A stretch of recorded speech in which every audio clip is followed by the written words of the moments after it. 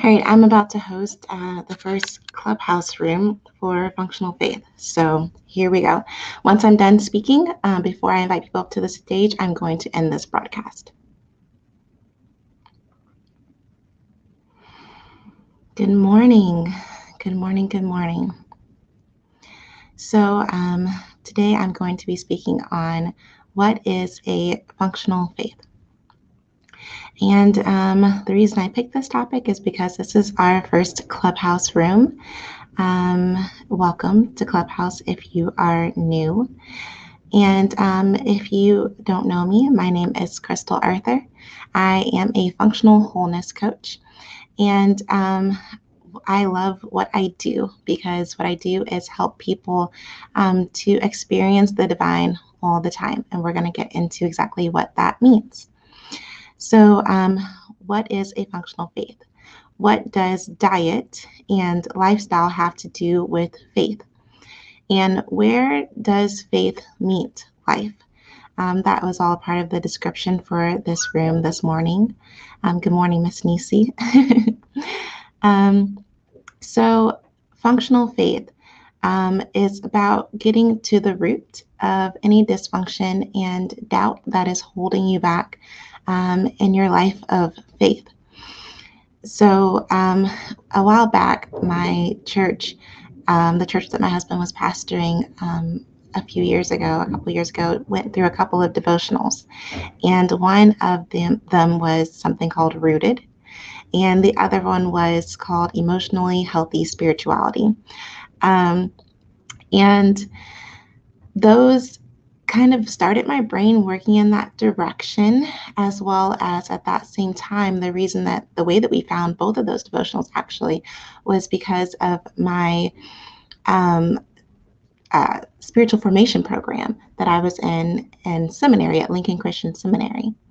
And those three things combined helped me to realize that, man, there's so much more to the life of faith than just Sunday mornings, right? And I say that I grew up in the church and I knew good and well.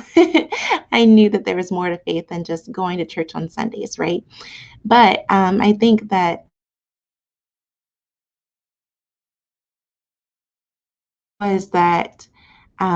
faith is Sunday mornings, and then also, how you live your life, but the right things to do and the wrong things to do, and reading your Bible and studying and prayer.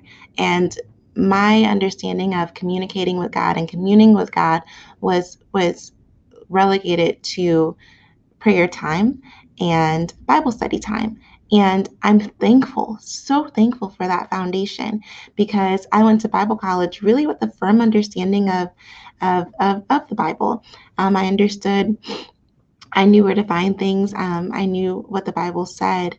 But for me personally, I didn't know how to experience freedom in that and experience God when studying at school, or experience God when just walking at the park, or experience God while I'm cooking and cleaning. And specifically for me in my journey, experiencing God in my mental health. That was the piece for me that I struggled with the most. And so when it came to that, I really felt distant from God. I felt like almost abandoned by God in my mental health, because I knew God's promises of having a sound mind.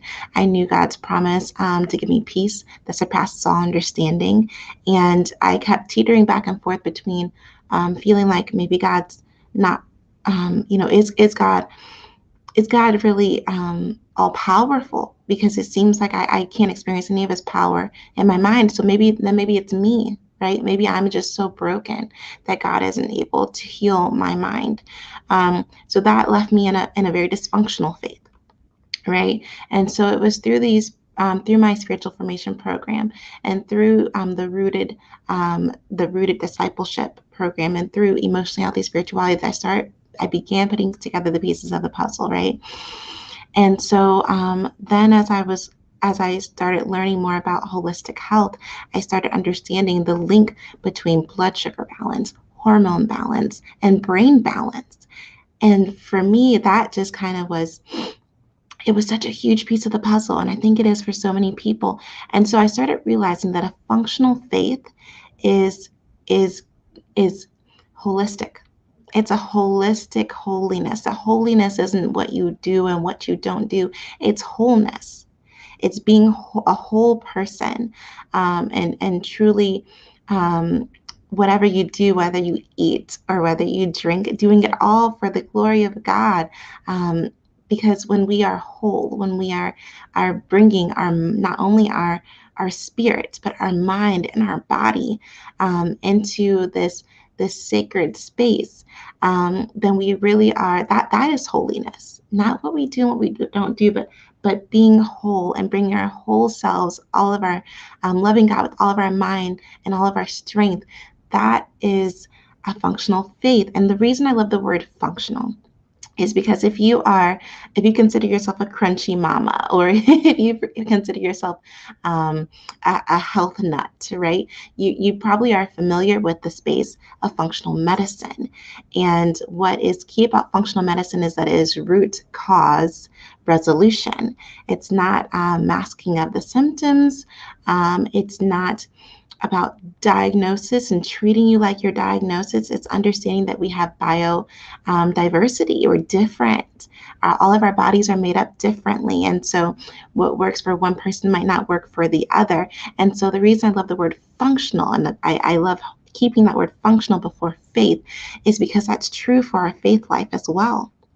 When we have a functional faith, then when we see something in our lives, whether it is in our relationships that are dysfunctional, or it's in our it's a disease or a diagnosis, or a disorder, or even in our doubt, in our faith, whatever is dysfunctional, rather than trying to suppress it or repress it, or mask it, even with, sometimes we suppress our doubt. We suppress our symptoms, not just with medicine, right?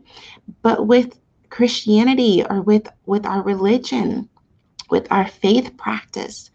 We are trying to just push down and ignore the symptoms that we're experiencing, the disruption in our life, by just, well, I guess I need to read my Bible more. Well, I'll just spend more time in prayer, or I guess I better get more active in church. And busyness, even when it looks good, right? Like, you've heard this sermon before. If you have grown up in the church, you've heard the sermon of anything can be an idol, right? Well, it's the same concept. Anything can be, even good things, even religious activity can actually stand in between us and God. Because God isn't in our activity and our busyness and our running from our pain, right? God is through the pain. God is with us through the pain. God is with us through the diagnosis. God is with us through the dysfunction, right? God is in the present. It's the great I am. Spirit is the great I am, right?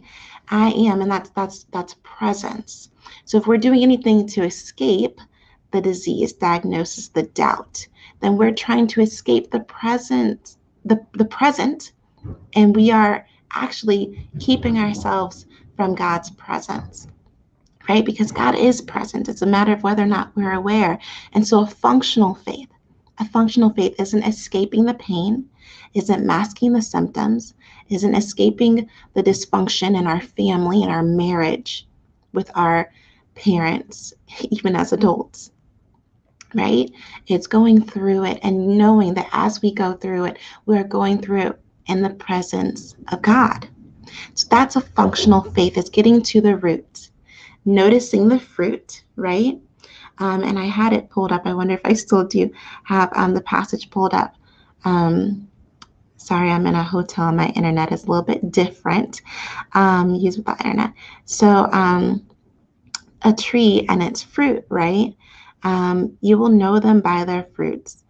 This is talking about it specifically in context, false prophets, but it's a principle that can be applied elsewhere, right? Grapes are not gathered from thorn bushes, nor figs from thistles, are they? So every good tree bears good fruit, but the bad tree bears bad fruit. A good tree cannot bear bad fruit, nor can a bad tree bear good fruit.